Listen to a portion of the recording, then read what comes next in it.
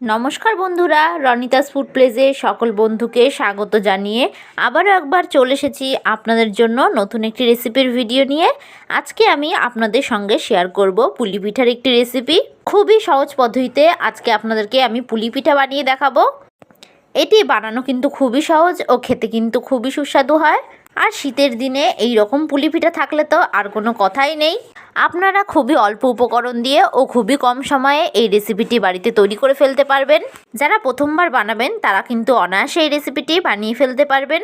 তো চলুন দেখে নেওয়া যাক আজকে আমার এই রেসিপিটি। তো ভিডিওটা স্কিপ না করে পুরোটা দেখার অনুরোধ রইল। এখানে প্রথমে আমি একটি কড়াই বসিয়ে দিয়েছি। কড়াইটাকে আমি কিন্তু খুব ভালোভাবে গরম করে নিয়েছি।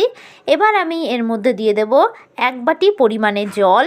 এবার আমি এর মধ্যে দিয়ে দেব খুবই সামান্য অনুযায়ী নুন।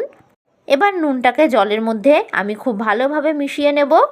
জলটা খুব ভালোভাবে গরম হয়ে আসলে আমি যেই বাটি মেপে জল দিয়েছিলাম ওই বাটি মেপে 1 বাটি চালের গুঁড়ো দিয়ে দেব। আমি এখানে বাজারের কেনা চালের গুঁড়ো দিয়েছি, আপনারা কিন্তু চাইলে আতপ চাল ভিজিয়েও গুঁড়ো করে নিতে পারেন। এবার গ্যাসের ফ্লেমটাকে হাই টু মিডিয়ামে রেখে আমি খুব ভালোভাবে এটাকে মিশিয়ে নেব। দেখুন আমি এই রকমভাবে কিন্তু খুব ভালোভাবে মিশিয়ে নিয়েছি।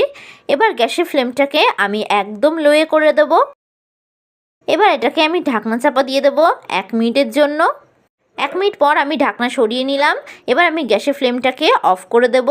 এবার এটাকে আমি একটি পাত্রে ঢেলে নেব। দেখুন আমি এটাকে একটি পাত্রে ঢেলে নিয়েছি। এবার কিন্তু এটি গরম থাকা অবস্থায় খুব ভালোভাবে এটাকে মেখে নিতে হবে। ঠান্ডা হয়ে গেলে কিন্তু এটা মাখা যাবে না। এবার এটাকে আমি খুব ভালো করে মেখে একটা মণ্ড তৈরি করে নেব। দেখুন আমি ঠিক এই রকমভাবেই কিন্তু মেখে নিয়েছি।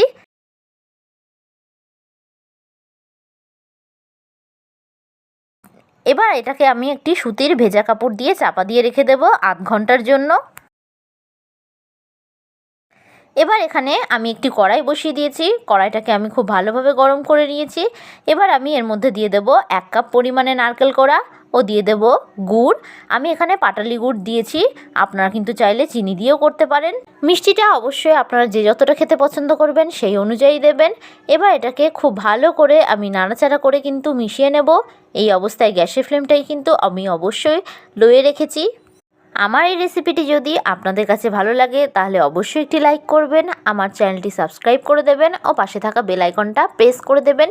এতে আমার সমস্ত ভিডিওর আপডেট আপনাদের কাছে খুব তাড়াতাড়ি পৌঁছে যাবে।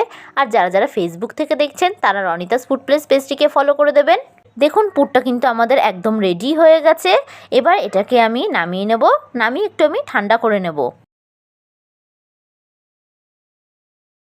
অন্যদিকে চালের গুঁড়ো যে ডোটা মাখিয়ে রেখেছিলাম সেটি দেখুন কি সুন্দর সফট ও নরম হয়ে গেছে।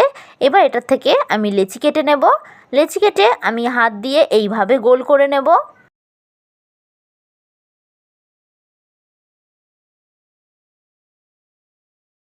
এবার এটাকে আমি চাপ দিয়ে দিয়ে এই রকমভাবে একটি বাটির আকার করে নেব। এবার আমি এর মধ্যে 1 চামচ মতো নারকেলের পুরটা দিয়ে দেব। নারকেলের পুরটা দিয়ে আমি হালকা হাতে এরকমভাবে চেপে দেব। এবার দুটো মুখকে আমি ঠিক এই রকমভাবে বন্ধ করে দেব। ভালো করে চেপে চেপে বন্ধ করে দিতে হবে, নাহলে কিন্তু পুরটা বাইরে বেরিয়ে আসবে। এবার আমি একটু এটা ডিজাইন করে নেব। আমি হালকা হাতে চাপ দিয়ে এই রকমভাবে একটু একটু করে ভাঁজ করে ডিজাইন করে নিচ্ছি। আপনারা কিন্তু চাইলে আপনাদের ইচ্ছে মতো যে কোনো ডিজাইন করে নিতে পারেন। আমি একটু হাতে শুকনো চালের গুঁড়ো মাখিয়ে নিয়েছি, এতে করে কিন্তু হাতে একটুও লেগে যাবে না। দেখুন আমি এইরকম একটা ডিজাইন করে নিয়েছি। এবার সবগুলোকে আমি একই রকমভাবে বানিয়ে নেব। এবার একটা কড়াইতে বেশ খানিকটা পরিমাণে আমি জল দিয়ে দিয়েছি। জলটা থেকে একটু ভাপ উঠতে শুরু করলে আমি একটি ফুটোযুক্ত থালা দিয়ে দিয়েছি। এবার এটার ওপরে আমি একটু তেল ব্রাশ করে দেব। এতে করে কিন্তু পিঠাগুলো খুব সহজে উঠে আসবে, একটুও লেগে যাবে না। এবার আমি একে একে আগে থেকে বানিয়ে রাখা পুলিগুলো দিয়ে দেব। এবার গ্যাসের ফ্লেমটাকে হাই রেখে আমি ঢাকনা চাপা দিয়ে দেব 10 মিনিটের জন্য। 10 মিনিট পর আমি ঢাকনা সরিয়ে নিলাম। দেখুন পুলিগুলো কিন্তু খুব ভালোভাবে সেদ্ধ হয়ে গেছে। পুলিগুলো কিন্তু একদম রেডি। এবার আমি একটি চামচের সাহায্যে পুলিগুলোকে তুলে নেব। দেখুন খুব সহজেই কিন্তু থালা থেকে পুলিগুলো উঠে আসছে। তো দেখুন খুব সুন্দরভাবে তৈরি হয়ে গেছে আমাদের এই পুলি পিঠার রেসিপিটি।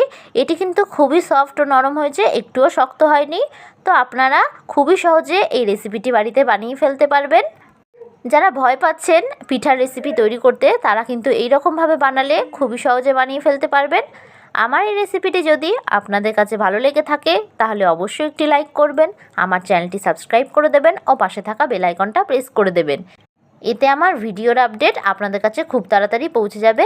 আর যারা যারা ফেসবুক থেকে দেখছেন তারা রনিতাস ফুড প্লেস পেজটিকে ফলো করে দেবেন। আশা করি আপনারা সকলে ভালো থাকবেন, সুস্থ থাকবেন। ধন্যবাদ।